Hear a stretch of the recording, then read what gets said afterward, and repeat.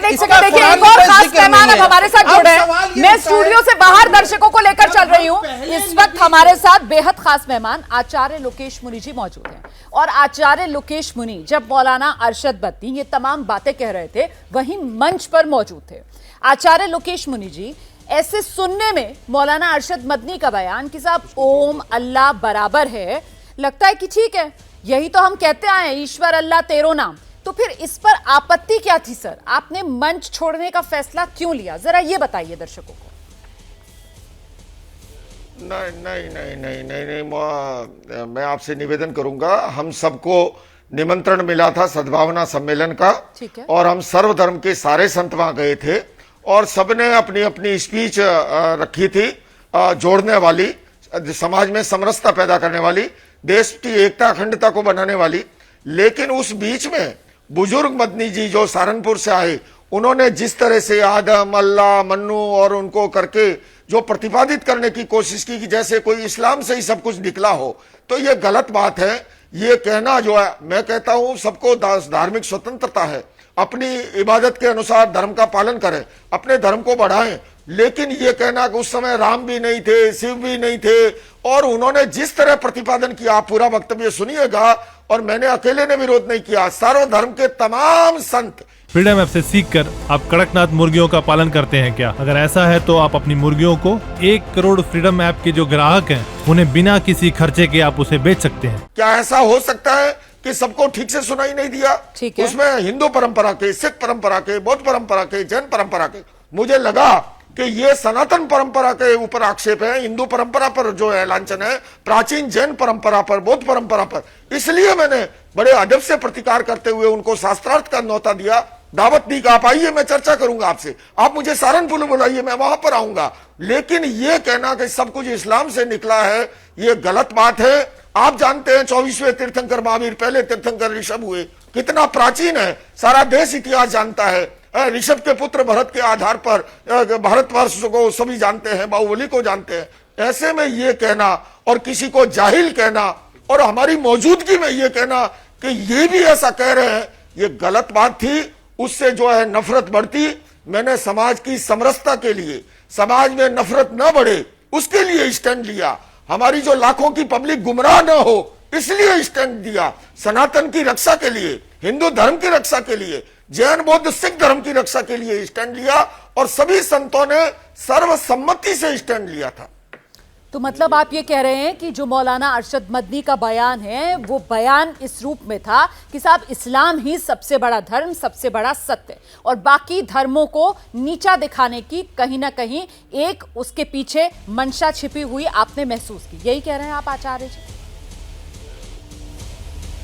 मैं ये कह रहा हूं, पीछे मनसा क्या थी वो तो वो जाने, लेकिन जो शब्द सामने आए थे, जो वक्तव्य सामने आया था, जो हमारी कानों ने सुना, जो उनकी भावभंगिमा थी, जो हमारी आंखों ने देखी, उन्होंने किस किस को जाहिल घोषित किया, मैं वो नहीं दोहराना चाहूंगा।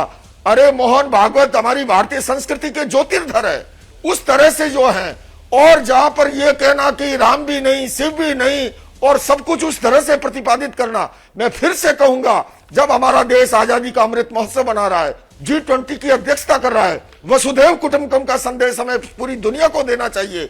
हम में से किसी को भी ऐसा कोई काम नहीं करना चाहिए जिससे हमारी समरसता खंडित हो, वरना अगर हम ऐसा ही होता तो हम जाते क्यों?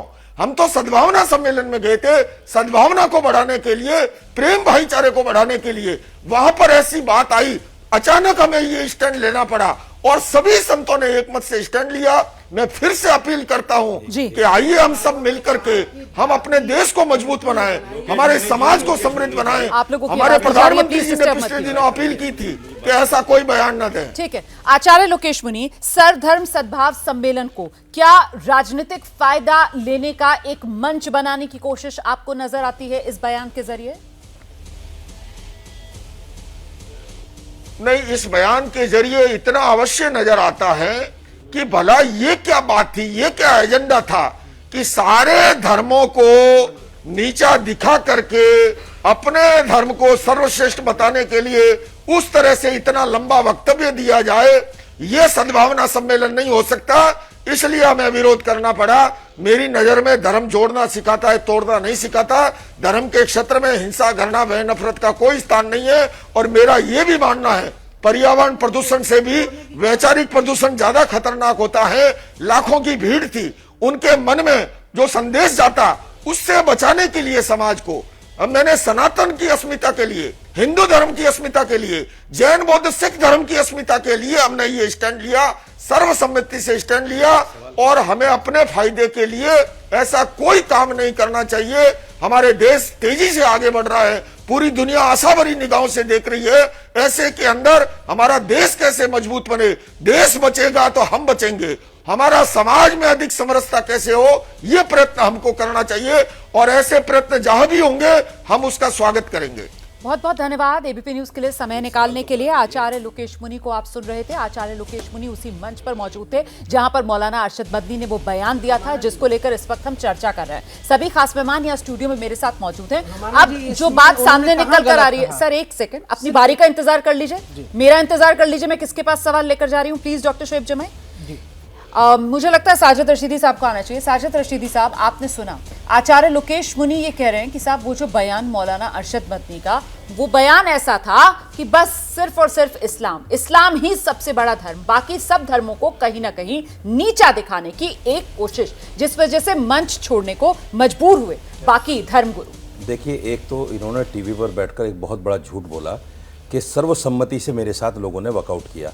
हालांकि चिदानंद जी महाराज वहां बैठे हुए थे और उन्होंने प्रेस के सामने आकर बाकायदा मदनी जी के बयान का स्वागत किया। उन्होंने कहा मदनी जी ने कोई ऐसी बात नहीं कही, वो भी प्रेस में मौजूद है, नंबर एक। दूसरी बात, मैं ये कहता हूं कि लोकेश मुनि जी ने ये जो स्टैंड लिया है, ये सिर्फ और सिर्फ राजनीति के लिया है, इससे धर्म का कोई लेना देना नहीं है। अगर धर्म की बात है, देखिए कोई भी धर्मगुरु आकर बैठकर अपने धर्म की बात करता है तो हम उसका खंडन मंच पर नहीं करते, हम उससे बाद में वार्तालाप करते हैं। हम उससे पूछते हैं आपने ये बात किस परिप्रेक्ष्य में कही, अगर ये सत्य थे, ये अच्छे थे इस बात में, तो इनको मदनी जी से उसका जवाब लेना चाहिए था और बैठकर उनसे बात करनी चाहिए। मदनी जी ने कहीं ऐसा नहीं कहा कि हिंदू धर्म कुछ नहीं, जैन धर्म कुछ नहीं, बौद्ध धर्म, बस ये कहा हाँ। जो मेरी आस्था है, कुरान ने मुझे कहा है कि सबसे पहला नबी हजरत आदम, नहीं सर, जो हमारे नबी थे। एक सेकंड, जिस बात पर आचार्य लोकेश मुनि आपत्ति जता रहे थे, मेरे पास वो ट्रांसक्रिप्ट है, मैं जरा सा पढ़ देती हूँ ताकि क्लैरिटी मिल जाएगी यहाँ बैठे पैनलिस्ट को भी और मेरे दर्शकों को भी। मौलाना अरशद मदनी ने कहा, मैं आज पहली दफा मजहब पर बोल रहा हूं, इसलिए बोलता हूं क्योंकि हमारे मजहबी मामलात में क्यों दखल देते हो। सच, हम कहते हैं तुम जाहिल हो। ये जाहिल शब्द का इस्तेमाल मौलाना अरशद मदनी ने किया है। तुम्हें मादा नहीं है, तुम नहीं जानते, तुम नहीं जानते इस मुल्क की तारीख क्या है। हम तुम्हें बताते हैं, इस मुल्क की तारीख यह है कि अल्लाह ने ओम ने इसी धरती के ऊपर मनु को उतारा, मनु यानी आदम को उतारा। जी आइए आचार्य विक्रमादित्य, एक सेकंड सर, एक सेकंड, इसका काउंटर तो बनता है। और भी लोग बैठे ना, आचार्य विक्रमादित्य थोड़े इसका काउंटर, अरे एक बात, काउंटर की बात नहीं सुनिए। आपने एक प्लेटफॉर्म बनाया जिसमें आपने आमंत्रित किया देश की एकता और सर्वधर्म एकता की बात करने के लिए, और उसके बाद वहां बैठ के आप गाली देने लगे। मैं कहता हूं किसी और धर्म के व्यक्ति ने अगर मोहम्मद साहब पर कुछ एक टिप्पणी कर दी थी सरतन से जुदा, सरतन से, आप शिव राम सबका अपमान कर रहे हैं वहां बैठकर, आप वहां पे जाहिल बता रहे हैं। आप मुझे बताइए, अरे इस्लाम का मतलब, मेरे हिसाब से इस्लाम का मतलब वहां है जहां ईश्वर की वंदना करके। आपकी बारी है, जरा उनको सुन लीजिए, उसके बाद आपके पास आ जाऊंगी, उन्हें बोलने दीजिए। एक सेकंड आचार्य विक्रमादित्य, मैं यहां पर क्लियर कर दूं, गलत संदेश नहीं जाना चाहिए। मौलाना अरशद मदनी ने राम या शिव जी को लेकर किसी तरीके की कोई बात नहीं कही है, ये भी क्लियर रहना चाहिए। उन्होंने उन लोगों को जाहिल कहा है जो सवाल उठाते हैं, लोगों की बात वो कर रहे हैं। जी सर, बस क्लैरिटी रहनी चाहिए, प्लीज आइए। अभी मैं वहां था नहीं, अभी लोकेश मुनि जी ने हमारे चैनल, इसी चैनल पर बैठ के वहां ये बात बोली कि शिव राम और जिस प्रकार से तमाम हिंदू हमारे भारतीय संस्कृति के जितने भी हमारे प्रभु उनकी आराधना करते हैं, उन सब के ऊपर आक्षेपित करने की बात कही। आचार्य लोकेश मुनि वहां उपस्थित थे। इस पर भी क्लैरिटी मिलनी चाहिए, कोई गलत संदेश नहीं जाना चाहिए। मौलाना अरशद मदनी ने कही, मैं बताती हूँ सर, मैं बताती हूँ। उन्होंने कहा कि साहब, मैंने पूछा कि साहब मनु किसको पूछते थे, तो बहुत कम लोग ये बता पाए। मनु उस दौरान ओम को पूछते थे। ब्रह्मा, देखिए अगर शास्त्र के दृष्टिकोण से करें, हमारे भारतीय संस्कृति मनु की बात, मनु भगवान ब्रह्मा के मानस पुत्रों में से आते हैं। मानस पुत्र ब्रह्म की उपासना करने की बात करी जाती है, और ब्रह्म हमारे यहाँ संस्कृति तौर पर ओमित्येकाक्षरम ब्रह्म को कहा गया है। उसमें कोई फर्क नहीं है, हमारे ओम ही ब्रह्म है, ओम ही ब्रह्मा है, ओम ही शिव है। इस बात को समझ लेंगे, विभक्त करने का प्रयास किया जा रहा है। बात केवल यह है कि देश में आग लगाने का प्रयास किया जा रहा है। आप बुलाए उसके बाद गाली दे, आमंत्रण करने वाले को, ये कहीं दिखाई नहीं देता है। जमाई, आप सर्वधर्म सम्मेलन बुलाएं और वहां पर आप अपने धर्म का ही गुणगान करें और उसी को सबसे बड़ा दिखाएं और बताएं, यही हुआ है मंच से। कुरान कहता है कि इस्लाम सिर्फ मुसलमानों का नहीं, इस्लाम पूरे दुनिया के इंसानियत का है।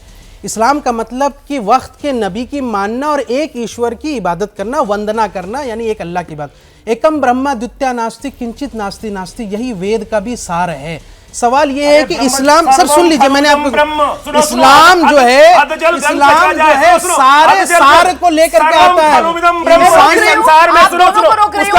बड़ी खबर आ रही है, ब्रेकिंग न्यूज, मुझे ब्रेकिंग न्यूज लेनी है। जमीयत के मंच पर हुए हंगामे को लेकर जमीयत के अध्यक्ष मौलाना महमूद मदनी का बयान आ गया। एबीपी न्यूज की शो प्रेस कॉन्फ्रेंस में महमूद मदनी कह रहे हैं, किसी को ठेस पहुंची हो तो माफी मांगने के लिए तैयार हूं, 100 बार माफी मांग सकता हूं।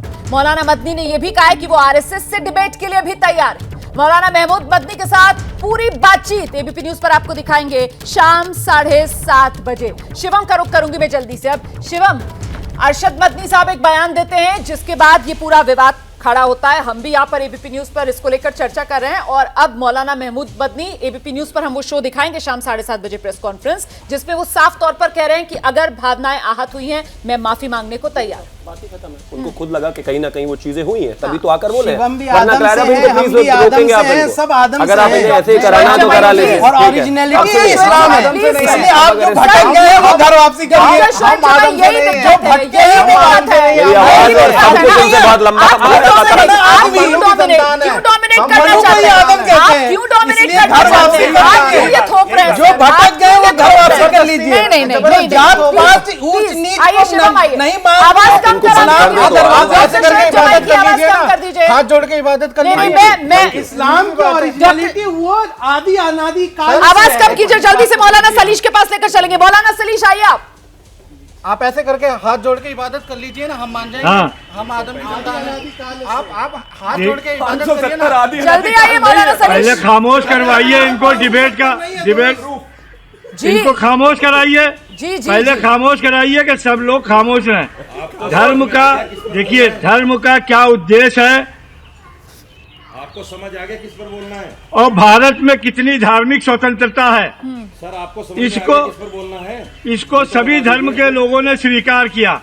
धर्म का उद्देश्य है कि मनुष्य अपने भाग पर संतुष्ट हो जाए, दूसरे के अधिकार का रक्षक बन जाए, और मृत्यु के पश्चात ईश्वर को जवाबदेही का यकीन पैदा हो जाए, ताकि एकांत में भी किसी के अधिकारों का हनन न करे। चर्चा में मेरे साथ जुड़ने के लिए, धर्म के जो मायने बता रहे हैं, मुझे लगता है आज के दौर में धर्म के इन मायनों को ज्यादातर लोग भूल चुके हैं, और फिलहाल धर्म का इस्तेमाल जो है वो शायद अपने फायदे के लिए ही तलाशने की कोशिश यहाँ पर ज्यादा करते हुए लोग नजर आ रहे हैं। बहुत बहुत धन्यवाद आप सभी का हमारे साथ इस चर्चा में जुड़ने के लिए। फ्रीडम ऐप से सीखकर आप कड़कनाथ मुर्गियों का पालन करते हैं क्या? अगर ऐसा है तो आप अपनी मुर्गियों को 1 करोड़ फ्रीडम ऐप के जो ग्राहक हैं, उन्हें बिना किसी खर्चे के आप उसे बेच सकते हैं।